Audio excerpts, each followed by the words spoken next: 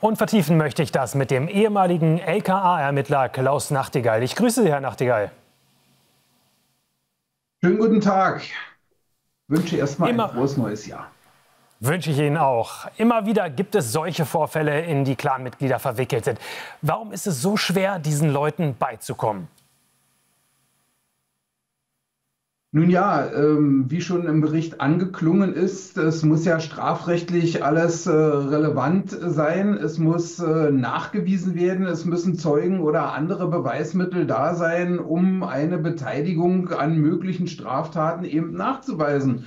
Und dann muss ein Richter auch erstmal ein Urteil sprechen. Es ist schon merkwürdig, dass die Abu Chakas da rumgestanden haben. Normalerweise, wenn sie an Auseinandersetzungen beteiligt sind, werden sie doch eher das Weite suchen. Allerdings ist schon wirklich auffällig, was auch der Sprecher der GdP schon gesagt hat. Wenn also ein Arafat, Abu Chaka, Nasser und Momo dort zusammen sind und Yasser auch noch im Schlepptau haben, dann ist dort schon etwas passiert. Dort hatte man unter Umständen etwas zu besprechen, einen Streit zu klären. Man weiß es nicht. Das werden jetzt die Ermittlungen wohl ergeben. Aber wie so oft in diesem Bereich ist es natürlich wahnsinnig schwer, Zeugen zu finden. Zeugen, die bereit sind, auszusagen. Das ist eins der großen Probleme, an die die Ermittlungsbehörden immer wieder stoßen. Das ist aber auch eins der Probleme, die ganz dringend von der Politik angegangen werden muss, nämlich ein sehr, sehr wirksamer Zeugenschutz. Sie haben Maßnahmen der Politik gerade angesprochen. Es wurden ja durchaus welche ergriffen gegen die Clankriminalität in Berlin und in NRW, Vermögenswerte, Immobilien beschlagnahmt. Aber reicht das auch aus? Das muss ein Bündel von Maßnahmen sein. Das ist erstmal natürlich ein guter Ansatz, auf jeden Fall. Die Kollegen sind da auch wirklich sehr, sehr bemüht, da zu ermitteln. Gerade bei den Finanzermittlungen ist das alles wirklich nicht so einfach. Aber was natürlich der größte Punkt ist oder der Punkt, der allen am meisten wehtut, dass es auch nicht anders bei der Clankriminalität ist, wenn dann endlich Abschiebungen durchgeführt werden. Das ist der Punkt, wo sie überhaupt nicht hinwollen. Sie nehmen eher eine mehrjährige Haftstrafe in Kauf, aber abgeschoben werden will keiner von ihnen.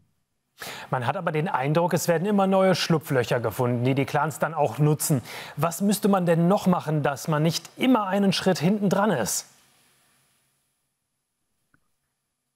Ja, wie Sie es schon angesprochen haben, wir sind natürlich oft einen Schritt hinten dran. Liegt an der Ausstattung der Polizei, sowohl an der personellen als auch an der technischen Ausstattung. Ähm, Ich will aber nicht immer nur auf die Polizei eingehen, sondern wir müssen auch mal ganz klar sagen, die Justiz ist in Berlin komplett am Ende. Für die Justiz ist es in Berlin 10 Minuten nach 12. Die sind personell genauso schlecht ausgestattet, wenn dort Kollegen beantragen Durchsuchungsbeschlüsse, Telefonüberwachungsbeschlüsse, was auch immer. Es dauert ewig, bis das alles bearbeitet wird, weil die Staatsanwälte und auch die Ermittlungsrichter das einfach gar nicht mehr alles so schaffen.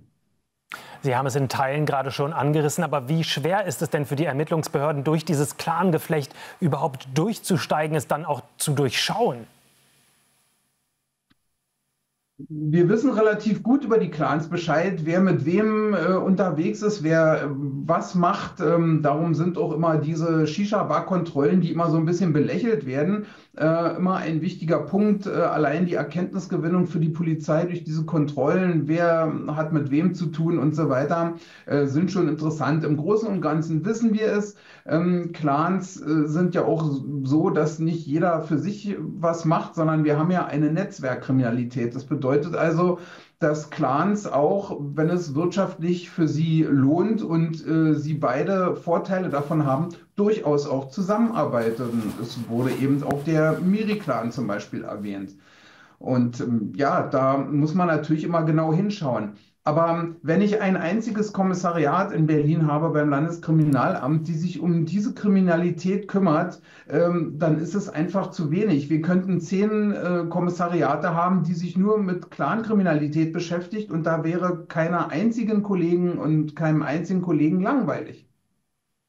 Herr Nachtigall, ich danke Ihnen für dieses Gespräch. Sehr gerne. Einen schönen Tag für alle.